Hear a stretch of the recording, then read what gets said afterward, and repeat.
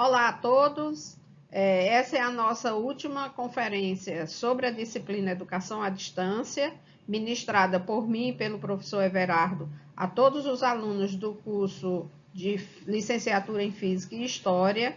E eu estou gravando neste momento para que, em decorrência de algum acontecimento com problemas de internet nos polos, vocês não percam a oportunidade de discutir o assunto. Então, amanhã, né, no horário estabelecido, eu estarei emitindo a web conference e essa gravação representa um plano B para as atividades que vamos desenvolver amanhã. Meu nome é Heloísa Vidal e vamos falar um pouco sobre o modelo de educação à distância selecionado e escolhido pela UES e a sistemática de avaliação que a gente utiliza para os nossos cursos. Vocês já tiveram a oportunidade de ser apresentados aos modelos de avaliação que a universidade usa durante a atividade de introdução à universidade. No momento, algumas coisas daquela apresentação vão ser retomadas para fortalecer o entendimento de vocês.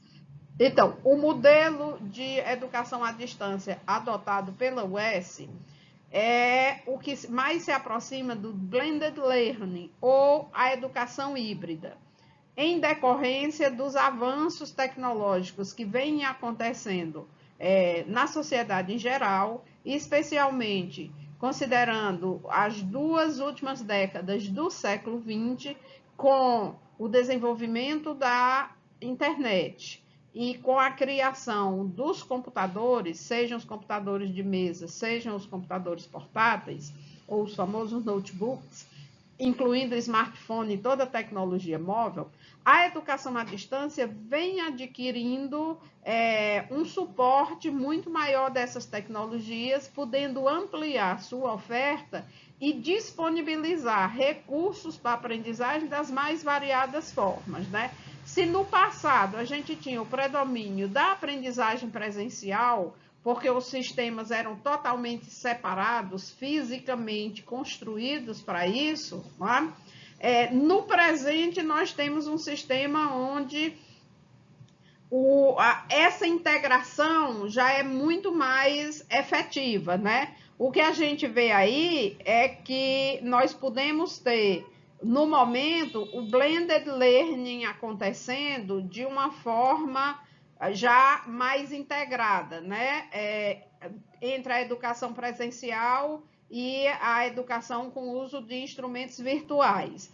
O futuro é que o blended learning, ou seja, a educação híbrida, aconteça de uma forma muito mais intensa, né? Onde a educação presencial e a aprendizagem virtual, elas se fundam, elas converjam para um modelo de educação onde se utilize ferramentas de ambas as modalidades educacionais existentes, tanto a distância como o presencial, eles convergem para um modelo próprio e a UES procura caminhar nessa direção. Por isso a gente está tão atento o tempo todo ao desenvolvimento de tecnologias que propiciem que a gente expanda e amplie, qualifique melhor a nossa oferta de educação à distância, né? Então, o modelo foi construído a partir do blended learning, que consiste na combinação de aprendizagem presencial com aprendizagem virtual interativa, né? E isso faz com que as diversas linguagens possam ser usadas simultaneamente,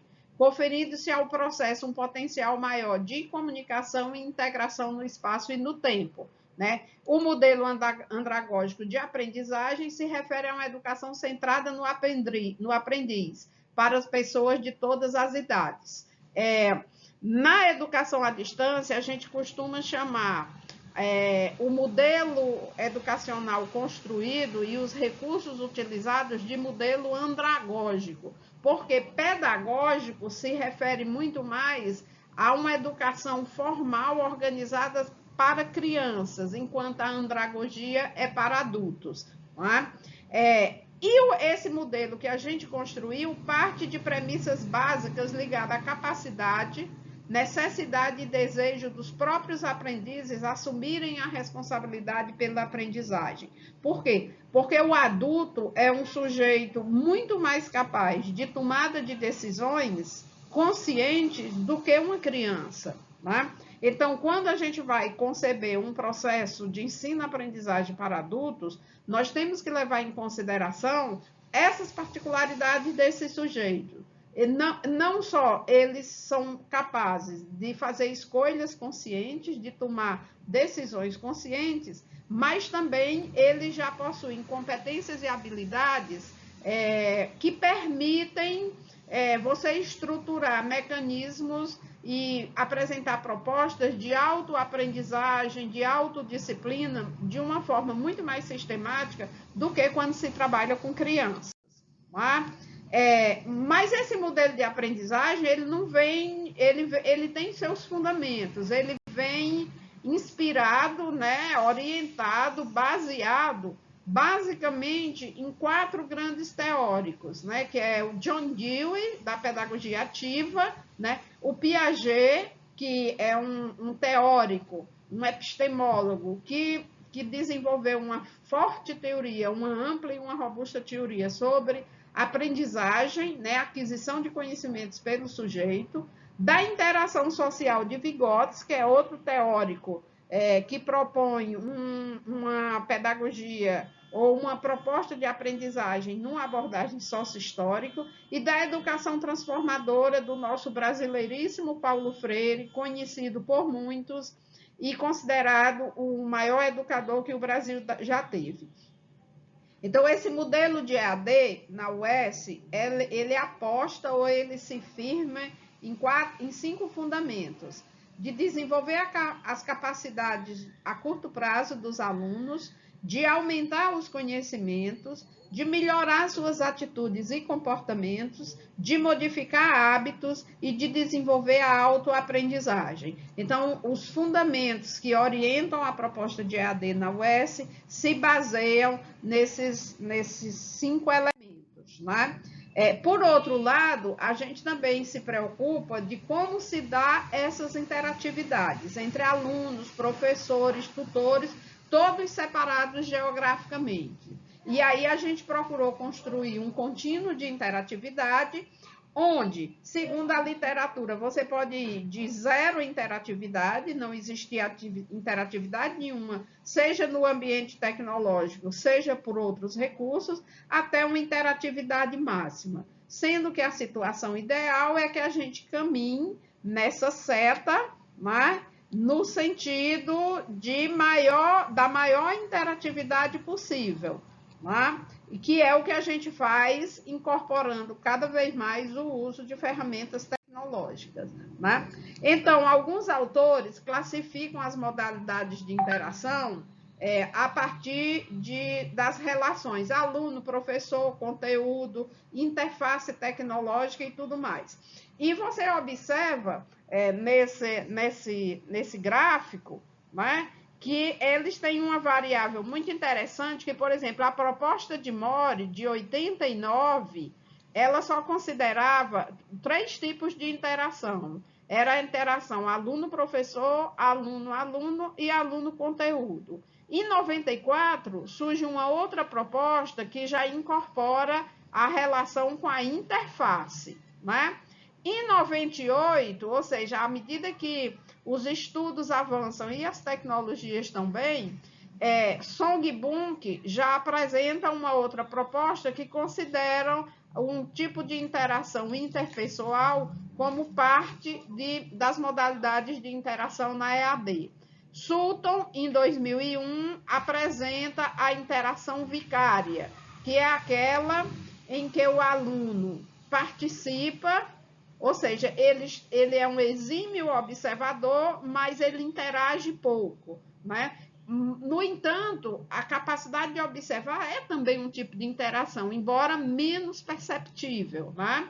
E, finalmente, em 2003, o Anderson incorpora mais 3 tipos de interação possíveis nos ambientes de aprendizagem na educação à distância: a interação professor-professor, professor-conteúdo e conteúdo-conteúdo. Na verdade, ele traz para a discussão uma coisa que os projetos pedagógicos dos cursos têm e que a gente pouco olha, né? O diálogo entre os professores que ministram as disciplinas, o diálogo entre os conteúdos das disciplinas, né?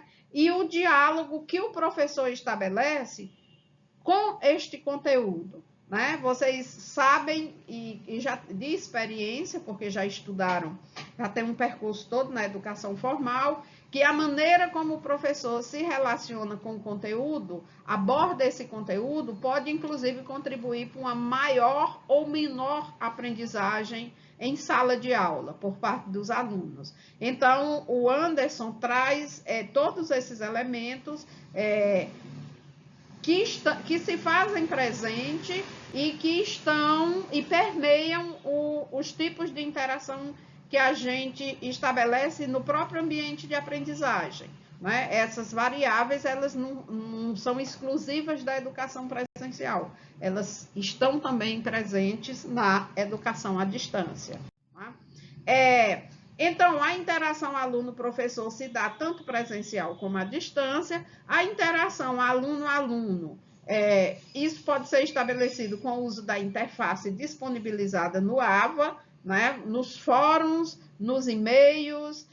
O Moodle, no caso, dispõe de um conjunto de ferramentas que permite que os alunos interajam entre si. Né? Eles podem usar os fóruns de interação, etc. O aluno conteúdo, né, é uma interação que se dá através do livro-texto, que está produzido para a disciplina, colocada no Moodle em formato PDF para acesso de todos os alunos. Né?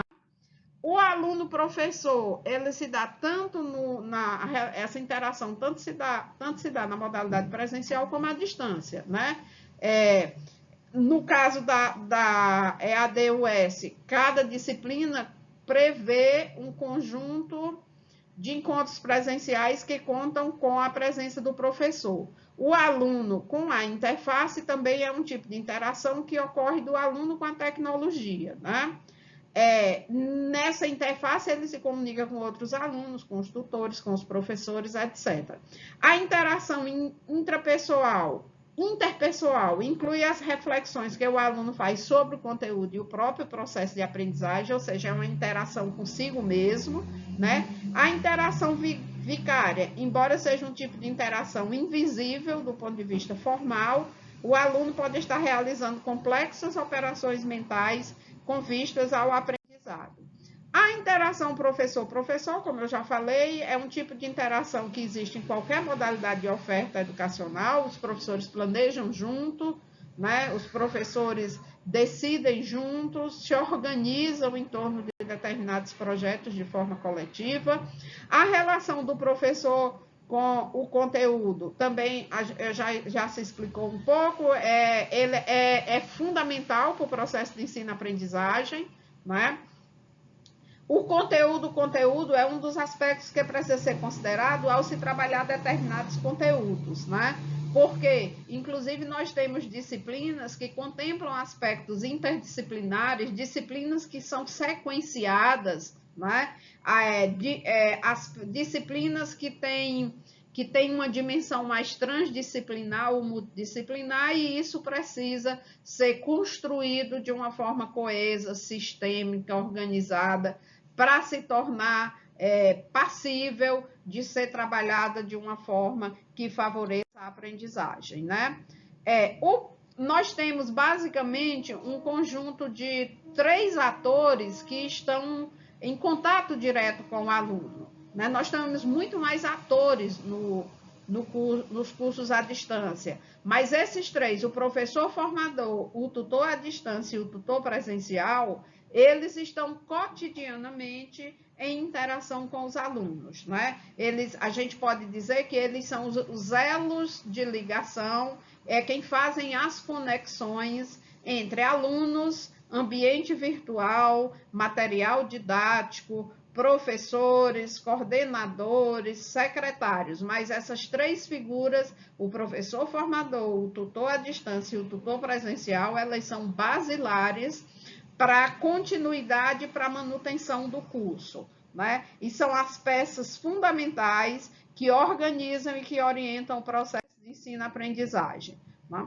Nós temos uma estrutura disponibilizada nos cursos de educação à distância da UAB-US, né, que vai de tutor presencial a momentos presenciais, a material impresso, a videoaulas, a webconference, né? E no Moodle nós temos um repertório grande de coisas e de recursos que estão disponíveis. Material didático em PDF, é o ambiente por excelência onde o tutor à distância trabalha. Nós temos fórum de discussão, fóruns de notícias, uma biblioteca virtual, temos conteúdos extra, tem a secretaria do curso, tem o sistema de controle acadêmico, que é lá onde são registradas presenças, notas, etc. Existem os chats, né, onde vocês entram para discutir, as provas online que vocês vão fazer já a primeira agora no próximo sábado, né? Então, é um ambiente bastante robusto e a cada dia novos mecanismos, novas ferramentas vão sendo introduzidos, o que dá possibilidade de realização de mais atividades síncronas e mais atividades assíncronas, né? Permitindo que se tenha um acompanhamento do aluno praticamente em tempo real. Tá? Então, essa é a tela da RNP para o acesso às webconferences, né, que a gente já discutiu sobre isso e vocês já tiveram a oportunidade de assistir, né? Essa é a tela de acesso ao ambiente virtual de aprendizagem que todos vocês já estão entrando e se familiarizando com o mesmo, né? Normalmente nós temos 3 encontros presenciais para cada disciplina, né? Eles se realizam sexta à noite e sábado pela manhã. Esses encontros presenciais contam com a participação do professor formador, do tutor presencial, em sala de aula e o tempo todo do tutor à distância nos ambientes virtuais de aprendizagem. No caso dessa disciplina, eu não estou me deslocando especialmente para nenhum polo, em decorrência da quantidade de turmas que eu estou trabalhando. Mas a partir da segunda disciplina dos cursos de vocês, vocês vão receber a visita, né, do professor formador daquela disciplina no seu respectivo polo. Né? Essa disciplina se chama Introdução à Educação à Distância e nada melhor do que trabalhar a disciplina à distância para vocês já irem se familiarizando com o modelo e o formato. Né? Então, no primeiro encontro presencial, normalmente acontece a apresentação geral do livro ou do módulo didático e das grandes temáticas da disciplina, contextualizando-as a partir do projeto pedagógico do curso. A ideia, né, que se trabalha e que orienta esse encontro, não é que o professor formador se atenha ao modelo de aula tradicional, mas que aproveite o momento de interação com os alunos para apresentar a disciplina no contexto do curso, situando-a na matriz curricular, destacando os principais conteúdos a serem trabalhados, realizando uma articulação com o quadro conceitual das disciplinas anteriores e apontando a importância para as disciplinas futuras. Né? O segundo encontro presencial é um momento que, no caso das licenciaturas, deve ser priorizada a aplicação das práticas como componente curricular, né? Nas disciplinas de conteúdo científico, com a inserção de aulas práticas, aplicação de jogos didáticos, viagens de campo, visitas técnicas, estudos de caso, seminários, enfim, um repertório grande de atividades pedagógicas que podem ser feitos nesse segundo encontro. Né? Trabalhar aspectos relativos à transposição didática, a concepções prévias do aluno, mecanismos de avaliação, tudo isso são assuntos ou são temáticas que devem ser discutidas no segundo encontro presencial. E o terceiro encontro, ele é reservado para revisões de conteúdo, tira dúvidas e aplicação da avaliação presencial. Né? Os momentos do processo são vários. E a grande vantagem de você estar trabalhando num ambiente virtual de aprendizagem é que esse processo ele é monitorado o tempo todo, porque toda interação que o aluno tem via ambiente faz com que se acumule um repertório de dados e de informações muito grande sobre cada um dos alunos. Então, os momentos consistem em acompanhamento do percurso de estudo do aluno, em diálogos e entrevistas com os tutores, né? Produção de trabalhos escritos que possibilite uma síntese dos conhecimentos trabalhados, apresentação de resultados de estudos e pesquisas realizados semestralmente em seminários temáticos e avaliação escritas presenciais. Ou seja, o aluno ele é acompanhado no seu percurso, seja ao longo do curso, seja em cada disciplina particular, em diversos momentos, desde os diálogos que ele estabelece nos fóruns de discussão, estabelece com os tutores presenciais e à distância, até avaliações escritas presenciais. Tudo isso é observado porque isso significa que o aluno, em qualquer um desses momentos, o aluno está desenvolvendo e adquirindo competências e habilidades, né, que muitas vezes não são mensuráveis numa prova escrita de lápis e papel, mas elas podem ser percebidas, elas podem ser captadas através de outras ferramentas, né? No caso dos nossos cursos da UES, nós temos o que costumamos chamar de rede de proteção ao aluno. O aluno é o centro do nosso processo, né? É o objeto mais valioso que nós temos nos nossos cursos.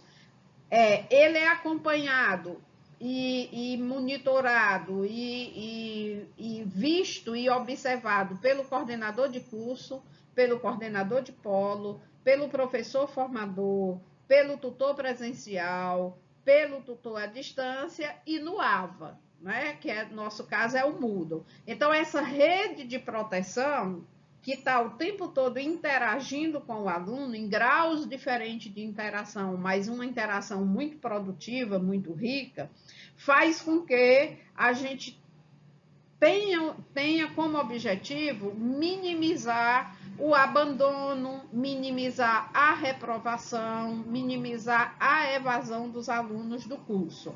Alguns dos nossos cursos à distância estão conseguindo formar um percentual maior de alunos por turma do que os próprios cursos presenciais, graças a essa rede de proteção que está atenta o tempo todo a cada um dos alunos em particular. Não é?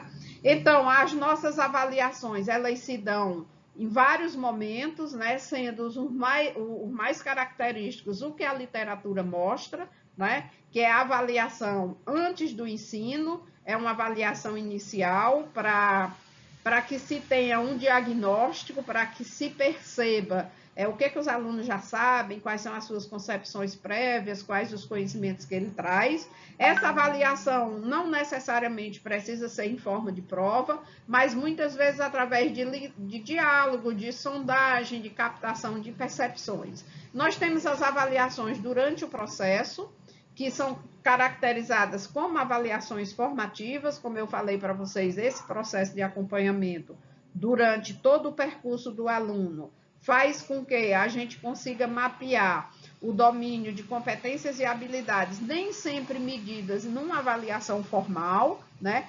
E a avaliação depois do ensino, que é aquela avaliação somativa que vocês conhecem muito bem, que se efetiva através de provas, seja provas online, seja provas de lápis e papel, seja a escrita de um texto ou a produção de um material, não é?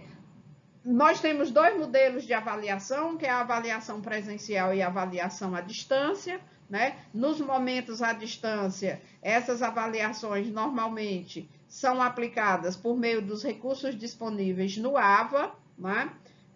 E acompanham realmente o percurso formativo do aluno, sendo avaliados em aspectos como interação com seus colegas e tutores, participação nas atividades à distância, produção de trabalhos escritos e as avaliações síncronas ou assíncronas.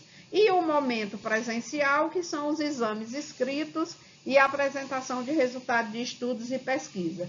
Esse momento presencial é uma exigência legal. A legislação no Brasil ainda não permite que se tenha um curso de graduação à distância 100% online, né? 100% à distância. Por isso que ainda se exige que parte das avaliações sejam aplicadas de modo presencial no polo que vocês frequentam, no polo que vocês matricularam, né? Então, a primeira avaliação de uma disciplina, normalmente ele é resultado da aplicação de uma prova online ou de lápis e papel. Cada questão da prova tem valor atribuído previamente, vocês percebem isso na hora que vocês pegam a prova, e o resultado é uma nota compreendida entre 0 e 100 pontos. Tá? No ambiente virtual, quando a gente aplica uma prova online, imediatamente após vocês concluírem a prova e enviarem, vocês já têm o resultado, a nota obtida daquela prova, né? Então, e vocês vão perceber que essa nota varia entre 0 e 100 pontos. A segunda avaliação, que também é chamada NPC2, é o resultado da somatória de 3 atividades realizadas no ambiente virtual, valendo 90 pontos ou 90%, e da autoavaliação do aluno, valendo 10%. Cada atividade realizada no ambiente virtual é, via de regra, dividida em 2 tarefas. Uma tarefa interativa, em que o aluno trabalha em fórum, chat, esse tipo de coisa, e uma tarefa de postagem, né, que podem ser textos, podcast, vídeo, outras demandas que o professor faça, né?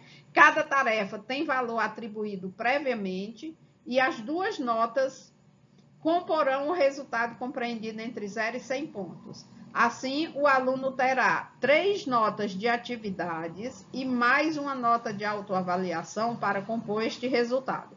Ou seja, as 2 tarefas da atividade 1 compõem uma nota de 0 a 100, as 2 tarefas da atividade 2 compõem uma nota de 0 a 100, as 2 tarefas da atividade 3 compõem uma nota de 0 a 100. E a autoavaliação do aluno também compõe uma nota de 0 a 100. A soma disso tudo, mantendo a proporcionalidade que nós falamos aqui em cima, não é? Constitui a nota da segunda prova. A média parcial e a média final. Se a média representada pela soma das 2 notas, dividida por 2, der um resultado maior ou igual a 7, o aluno será aprovado por média na disciplina e, com isso, ele encerra suas atividades na disciplina. Né? Passou por média, está tranquilo. No entanto, né, se a média representada pela soma das 2 notas, dividida por 2, der um resultado maior ou igual a 4 e menor do que 7, o aluno precisa realizar a prova final. Na prova final, precisa obter uma nota, de modo que a soma da média anterior com a nota da prova, dividido por 2, dê uma média maior ou igual a 5.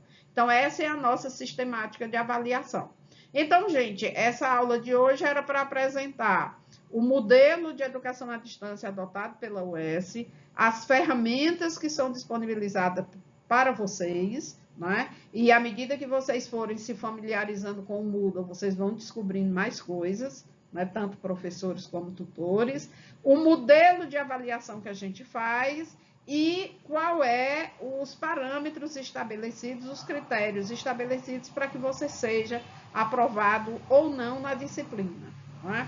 Isso prepara vocês para a nossa primeira prova, que vai acontecer na próxima aula. Né? Nesse momento, a gente termina a web conference e os tutores presenciais fazem uma rápida revisão sobre tudo que se discutiu nessa disciplina, justamente para prepararem vocês para essa avaliação. Boa noite, boa sorte a todos.